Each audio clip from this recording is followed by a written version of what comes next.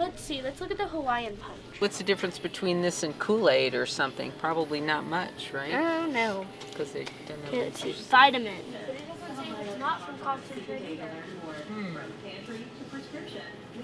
I think I've been to Gaza 8 or 9 times. My first trip with Palestinian Children's Relief Fund was in 2010. I go and advise and make sure kids are getting the optimal care that they can in their situation. This visit, I was supposed to spend 3 days in Gaza, and the war broke out the day after I got there. I ended up being in Gaza for 26 days. You were there on a routine mission, a very important mission to take care of children. Were you prepared at all for this? Well, whenever you go to Gaza, you always know that there's danger of some violence while you're there. But no, I wasn't prepared for this.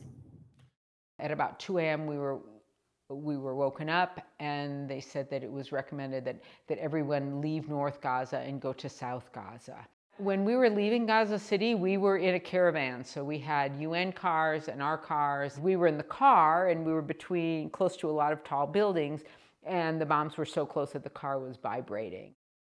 We were moving to keep us safe and to get us out. There were no facilities for us to really work in. Without medication or any supplies, there wasn't anything we could do. We're in this big vocational school.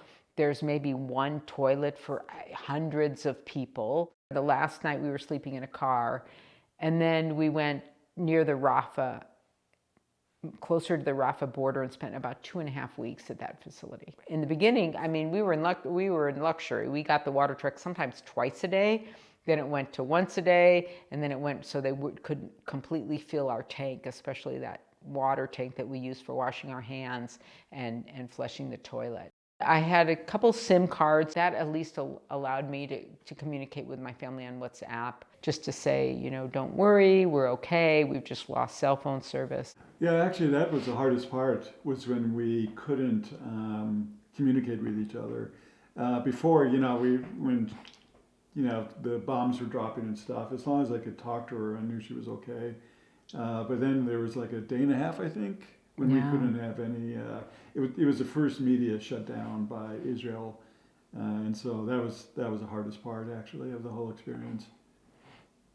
We were working with the Egyptian U.S. Embassy to get a visa to enter Egypt. We're waiting for multiple things to happen, the border opening, us being guaranteed safe passage. Leaving Gaza was a lot of mixed emotions. I feel awful for the people there, what they're going through now, and withholding water and food and fuel to civilians.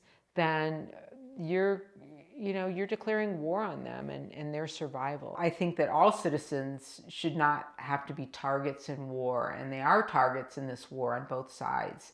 As much as Israel says they're targeting Hamas, when you cut off water and food and fuel, you are targeting civilians. And when half of those civilians are children, you're targeting children.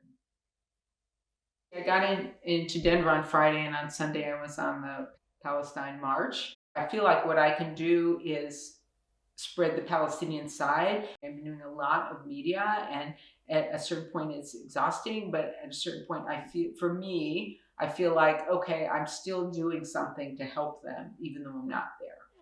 My arm to hold him up. Whether I'll go back to Gaza, it's a family discussion that we haven't had yet. I just returned from a difficult trip, so I would love to go back, but we'll have to talk.